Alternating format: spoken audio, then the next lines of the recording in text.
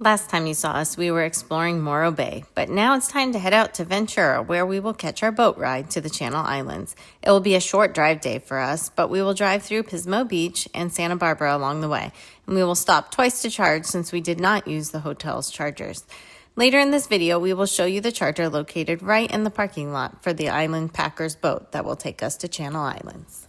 Now it's time for our first supercharging stop in Los Osos, right outside of Morro Bay. We're charging up at a supercharger in Los Osos after spending the night in Morro Bay. They actually had chargers in Morro Bay, but they're really expensive. It was going to be upwards of about 50 cents a kilowatt hour to charge there. So we opted to charge here. This one's only 33 cents a kilowatt hour, much better rate. So getting our charge here to head over to Ventura to catch our ferry to the Channel Islands tomorrow morning. So this will be a one stop for today. I'll also mention there's a Starbucks right over there that Nina spotted, so give you one guess where I'm heading while we're charging. As you can see here, the newer chargers have displays that show pricing for non-Teslas. The pricing is higher for non-Teslas. The Tesla owner's price can be seen on the in-car screen or app.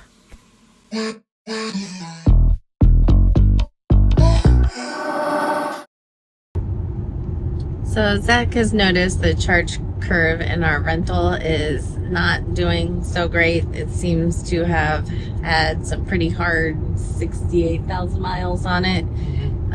Probably a lot of people who rent it don't understand how to properly charge it to preserve the battery. Not to mention Hertz had it charged to 100% when we picked it up, and I don't know how long it was sitting there like that. So when we travel in our personal car, we usually stop, and it's never more than 10 to 20 minutes, I would say. And if it is, it's usually because we're shopping. And we just went from 15% to 77% in this car, and it took 29 minutes, which is a long time. So I definitely could see if someone had rented a Tesla or they got one when they were renting a car and they were inexperienced with an EV, that would maybe like kind of put them off and not want to drive one. So when we get home, we're going to have to run some numbers and see really how much this is slowing us down in the rental.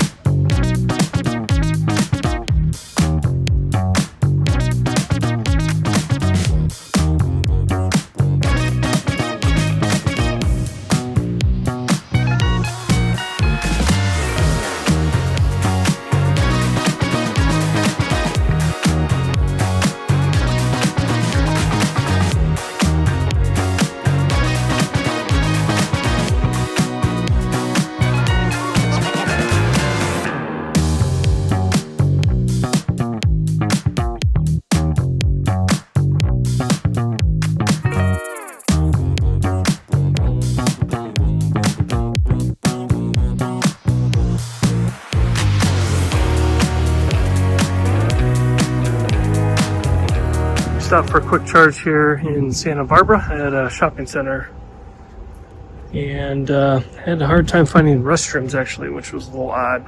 They all seem to be closed or locked. I don't know if it's because of all the owners or what.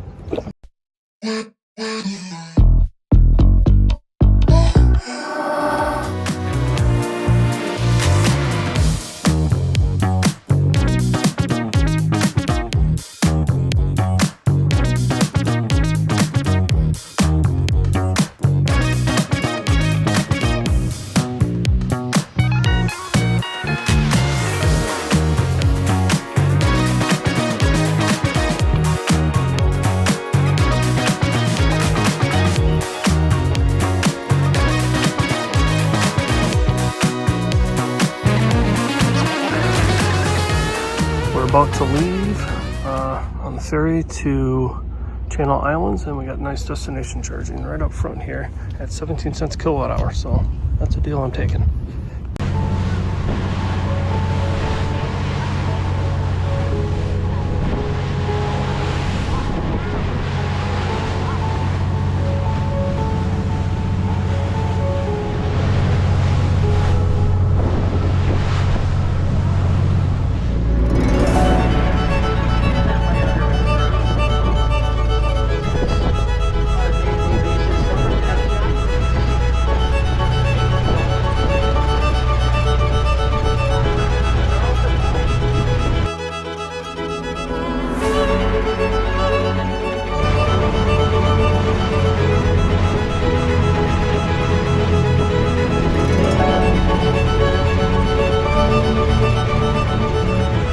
boat ride and the wildlife we saw on the way was truly a magical addition to this day.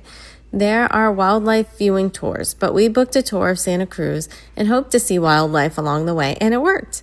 Our girls really wanted to see the Channel Island fox as well, native only to the islands, and that didn't take long either. We saw a fox right away within the first 15 minutes on the island. With no natural predators, they are pretty fearless and walked around right near us. Then we began the 5-mile loop to Potato Harbor. This hike has about 600 feet elevation gain, which seemed to mostly occur during the beginning of the hike. The path is dirt but well traversed, so it is easy to walk on and find Potato Harbor. Potato Harbor was beautiful. We had our lunch break here and could hear the seals barking in the background. After lunch, we headed back to the boat dock. The remainder of the hike was along the coast and was absolutely stunning.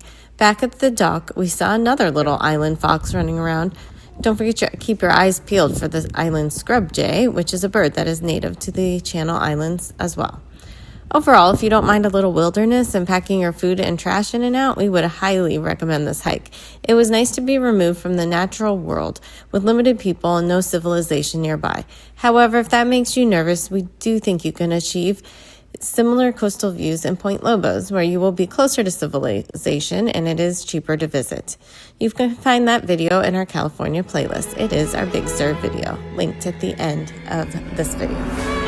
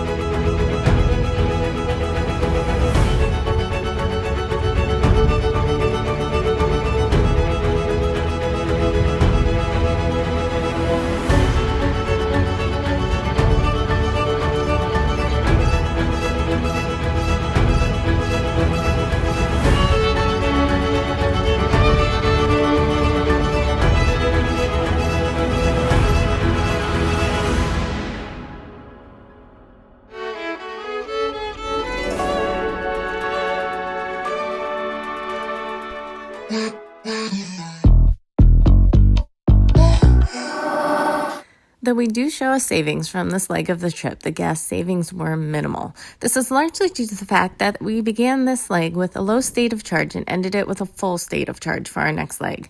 This means more cost and less driving, but for consistency, we have continued to show the savings based off of miles driven, as you would in a gas car. On the next slide, you will see a more full picture of our road trip so far. Our savings are quite large so far across our full drive from San Francisco, with a lot of the savings occurring due to our destination charging in Three Rivers. Also, we calculated our numbers based off of the average price of gas at the time of the trip and based off the average miles per gallon of a similar sized car to the Tesla Model Y. The rental car has cost us a lot of time during this leg, making us wish we had our personal Tesla and proving that battery management does matter in terms of battery health.